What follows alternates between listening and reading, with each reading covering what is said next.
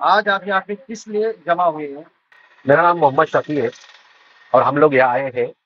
आज स्कूटनी का ये था यहाँ पे, उसके वजह से ऑब्जेक्शन वगैरह जो भी है वो सारी चीजें आज क्लियर होनी की थी यहाँ पे, इसलिए हम लोग यहाँ पे आए हुए हैं। तो किसी ने मेरे पे भी ऑब्जेक्शन लिया हुआ है, तो वो ऑब्जेक्शन क्लियर करने के लिए मैं यहाँ आया हूँ और मेरे साथ में काफी सारे लोग हैं जिनके पे भी और ऑब्जेक्शन लिया गया था, वो सारे भी लोग यहाँ पे वो प्रॉब्लम को सॉल्व करने के लिए आए हुए हैं। दूसरी बात ये है कि डीडीआर के अंदर जो लिस्ट दी गई है, वो जो है सबमिट की है, 2023 की लिस्ट जो है वो सबमिट की है। और उसके वजह से अभी जो इलेक्शन होने जा रहे हैं वो 2025-26 के हैं।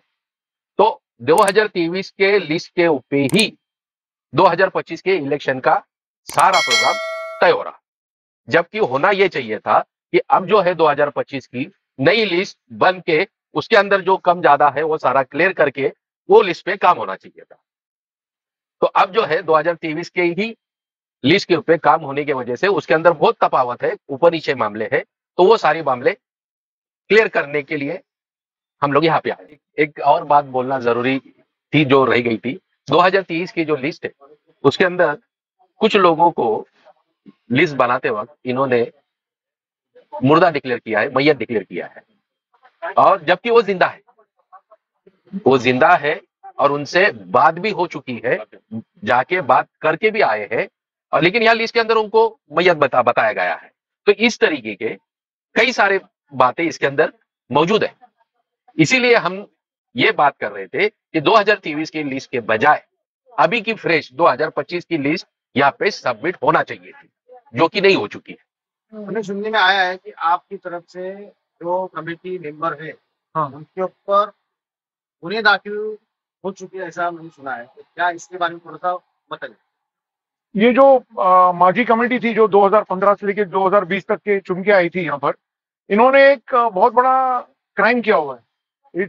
ये लोगों ने नॉन अलोटीज का जो शेयर है, एक कॉम्प्रोमाइज डिग्री इन्होंने जो मांझी एक्स डेवलपर है उसके साथ मिलकर की है। कोर्ट को भी इन्होंने फंसाया है, मिसगाइड किया है और ये डिग्री एग्जीक्यूट की है। ये हमारी एंटायर सूट है जो एक सर्वे नंबर 11, 12 और 30 में है। इस पर 2008 से स्टे है। तो जिस प्रॉपर्टी के लिटिगेशन चल रहे हैं, डिस्प्यूट चल रही है, उस पर डिक्री होती नहीं है।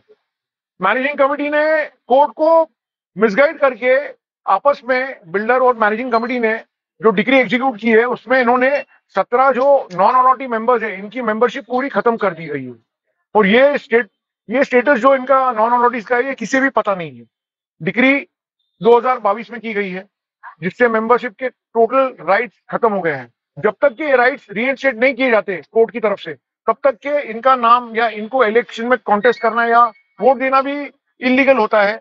और ये सब इन्होंने ओपन चार से छुपा के रखा हुआ है। तो हम रिक्वेस्ट कर रहे हैं कि ये सब मैटर ऑन बोर्ड आए और इसके बाद जब आप उसका डिसीजन होगा उसके बाद इलेक्शन लिए जाए। और एक जरूरी बात ये थी कि जैसा जिया भाई और कुछ लोग, बहुत सारे लोग जो ये लोग अच्छा काम कर रहे हैं, हक का काम कर रहे हैं, और इन लोगों का साथ हम दे रहे, मैं दे रहा हूँ, तो हम लोगों को धमकियां आ रही, मारने की धमकियां दी जा रही, जान से मारने की धमकी दी जा रही, और हमारे ऊपर झूठे झूठे कंप्लेन दिए जा रहे हैं पुलिस स्टेशन में। तो ये धमकियां कौन दे रहा है आपको? एग्जिस्टिंग कमेटी के जो पाले हुए लोग हैं इनकी तरफ से हमको धमकाया जा रहा है कि तुम्हारे हाथ पैर तोड़ने वाले, तुमको जान से खत्म करने वाले, जरा सोच समझ के तुम ये काम करो। ये जो अच्छा काम कर रहे हैं सोसाइटी वाले, जिनका हम साथ दे रहे हैं, इसलिए हमको धमकाया जा रहा और हमको धमकी दी जा रही है, मारने की धमकी दी जा रही, जान से मारने की धमकी दी जा रही, और हमारी झूठी कंप्लेन दी जा रही। बहुत सारी मेरी कंप्लेन दी गई पहले भी, और इनकेस अगर फ्यूचर में कुछ हमारी जान को कुछ हो जाता है, सोसाइटी के लोग जो अच्छा काम कर रहे हैं इनको कुछ हो जाता है, तो इसकी जिम्मेदार एग्जिस्टिंग कमेटी होगी। हमारे ऊपर झूठे केसेस और मुकदमे किए जा रहे हैं, इनका साथ ना देने के लिए हमें धमकाया जा रहा है। अब गलत को गलत ना कहे तो और क्या कहे, इसलिए मैं हमेशा इस सोसाइटी के साथ रहूंगा, कंधे से कंधा मिला के। और ये कमेटी ने जो काला बाजार किया है इसको खोलने के लिए मैं इनका साथ पूरा दूंगा, इनके साथ रहूंगा। इसलिए आने वाले चुनाव में लोगों से अपील है, सच का और हक का साथ दें।